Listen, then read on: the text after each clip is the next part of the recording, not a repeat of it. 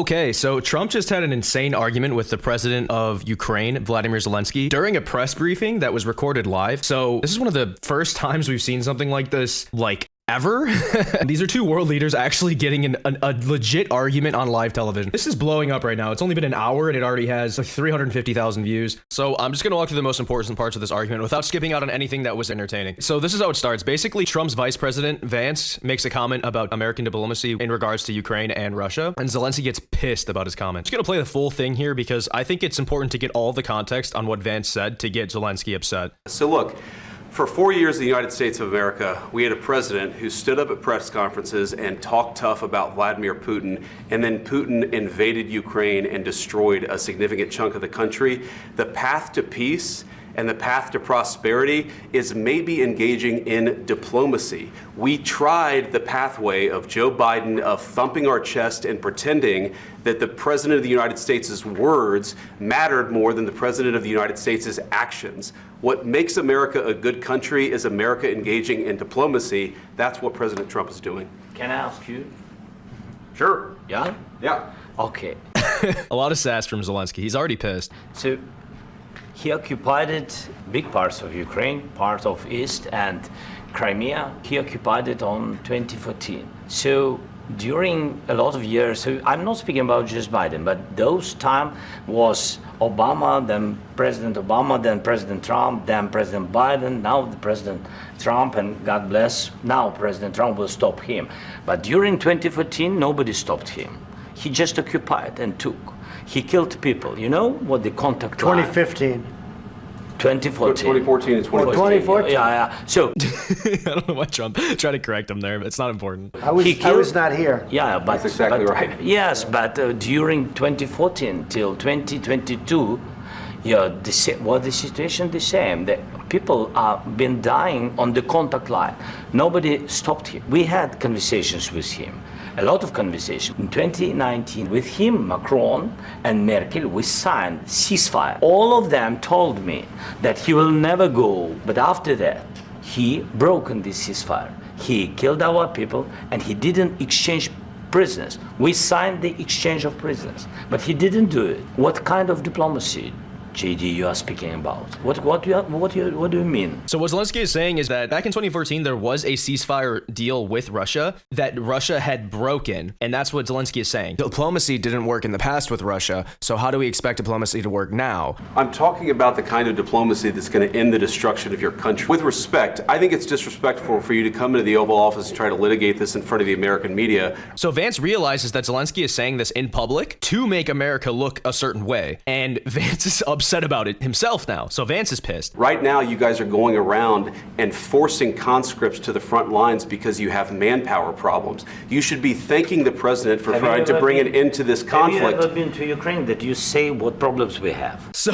Vance points out an issue that Ukraine has, and Zelenskyy thinks that it's a good idea to, I mean, honestly, this is actually just positioning. Like, there's really no reason to say something like that. Have you been to the country to talk about it? Like, you don't have to be somewhere to prove the point that he's trying to make. I have been to. Come once. I've actually watched and seen the stories, and I know what happens is you bring them on a propaganda tour, Mr. President. So he calls the people that Zelenskyy invites to Ukraine. Vance says that he takes them on a propaganda tour throughout Ukraine.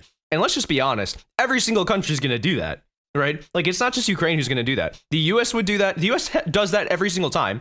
Trump speaks in a propaganda campaign. Or canine, as I call it, a dog, a talented dog, a beautiful dog. So obviously, if he takes someone to his country, he's going to make it look great. It's just a weird argument to make, too, from Vance, but this is a genuine human argument. Like, they're trying to bolster in front of each other to get each other upset, to get each other to feel a certain type of way, and then move back towards, like, a deal. Do you disagree that you've had problems bringing people into your military? And do you think that it's respectful to come to the Oval Office of the United States of America and attack the administration that is trying to prevent the destruction of your country? So Zelensky was not attacking the administration now. What he's saying is that in 2014, the U.S. helped broke this ceasefire between Ukraine and Russia didn't even follow through with the ceasefire that they signed. So he's saying that the 2014 administration spoke of diplomacy, and when Russia actually broke the ceasefire agreement by not giving the prisoners back, nobody did anything about it. So what Zelensky wants is for the U.S. to say, Russia, if you don't follow the ceasefire agreement, we're going to do something. We're going to, there'll be all hell to pay. That's not in whatever deal that the Trump administration is trying to make with Russia and Ukraine. It's not in the deal. And I think it's for a specific reason. Trump does not want to be involved in any sort of war that goes on between Ukraine and Russia. And he believes that Russia will not attack Ukraine during his presidency. Now, it's understandable to imagine what Zelensky is thinking because he thinks, okay, let's just,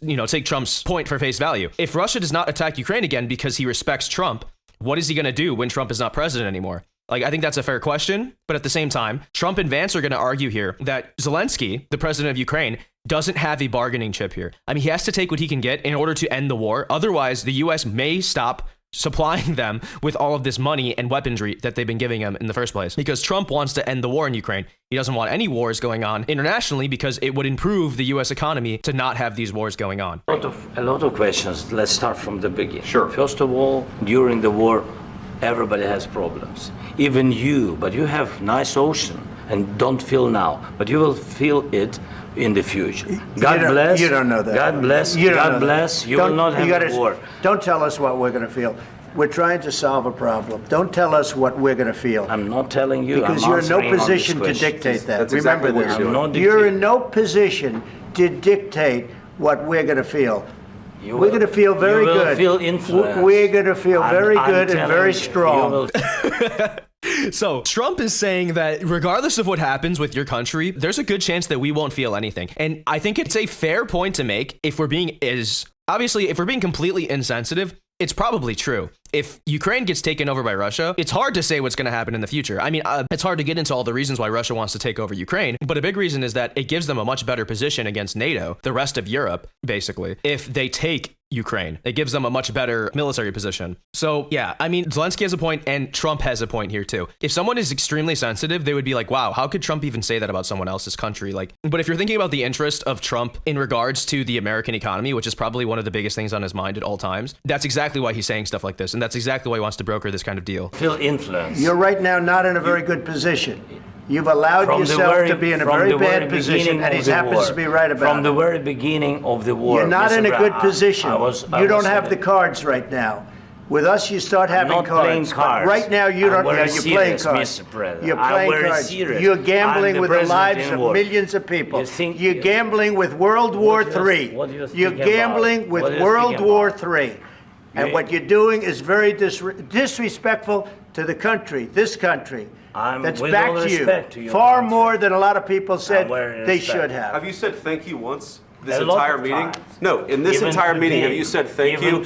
You went to Pennsylvania and campaigned for the opposition in October. Offer some words of appreciation for the United States of America and the president who's trying to save your country.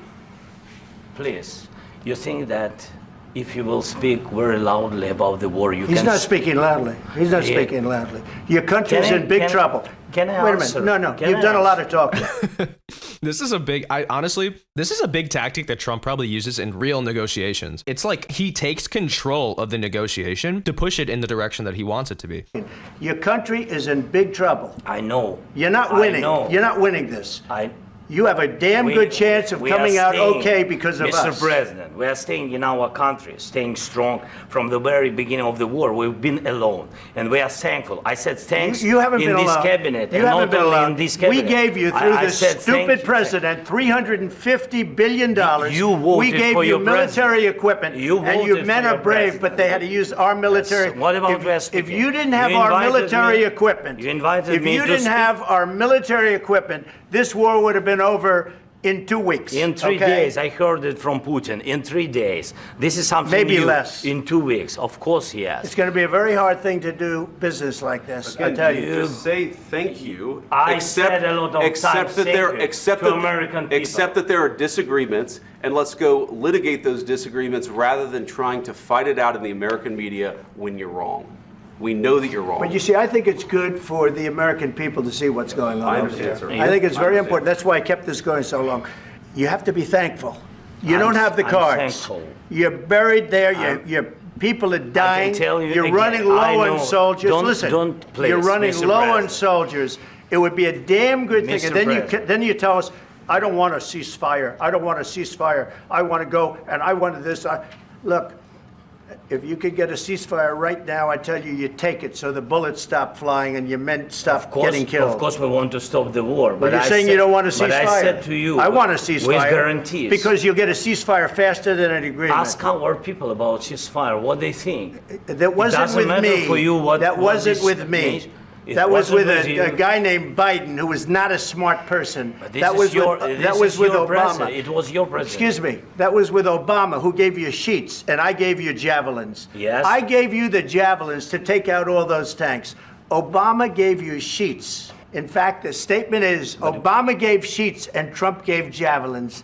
You got to be more thankful, because let me tell you, you don't have the cards. With us, you have the cards, but without us, you don't have any cards. It's going to be a tough deal to make, because the attitudes have to change. What if Russia breaks peace talks? What do you do then? What are you saying?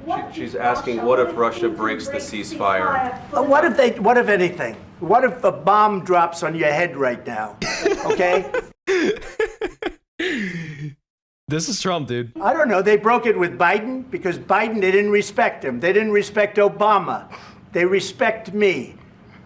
Let me tell you. Did you see that? Zelenskyy nodded in agreement there. He nodded in agreement that Putin respects Trump. He knows exactly what Trump just said. Trump said that Putin respects him, and Zelenskyy nodded in a way that says, you know what? Yeah, you're right. It is insane. I genuinely think that this is working towards a negotiation between Ukraine and Russia. Putin went through a hell of a lot with me. He went through a phony witch hunt where they used him and Russia. You ever hear of that deal? That was a phony Hunter Biden, Joe Biden scam. Hillary Clinton, Shifty Adam Schiff. It was a Democrat scam. And he had to go through that. And he did go through it. We didn't end up in a war. And he went through it. He was accused of all that stuff. He had nothing to do with it. It came out of Hunter Biden's bathroom. It came out of Hunter Biden's bedroom. It was disgusting. I'm sorry. And then they said, oh, the laptop from hell was made by Russia, the 51 agents. The whole thing was a scam. And he had to put up with that. He was being accused of all that stuff. All I can say is this. He might have broken deals with Obama and Bush, and he might have broken them with Biden. He did, maybe. Maybe he didn't. I don't know what happened. But he didn't break them with me. He wants to make a deal. I don't know if you can make a deal. The problem is I've empowered you to be a tough guy. And I don't think you'd be a tough guy without the United States. And your people are very brave. But you're either going to make a deal. Damn, look, do you see the way Zelensky's acting? He said, I empowered you to be a tough guy. And Zelenskyy doesn't even, imagine someone saying that to you. I've empowered you to be a tough guy. I feel like you'd get pissed. Zelenskyy barely even budges. And he only responds to Trump's compliment towards the Ukrainian people, which goes to show that Zelenskyy is being moved a little bit by this conversation and is really thinking about what's going on right now. That's the magic of this type of negotiation. We get to see this live. We get to see this actual president-to-president conversation with some of the biggest powers in the world. And this is like a once-in-a-lifetime opportunity. You don't see stuff like this. But you don't have the cards. But once we sign that deal, you're in a much better position. But you're not acting at all thankful. And that's not a nice thing. I'll be honest, that's not a nice thing.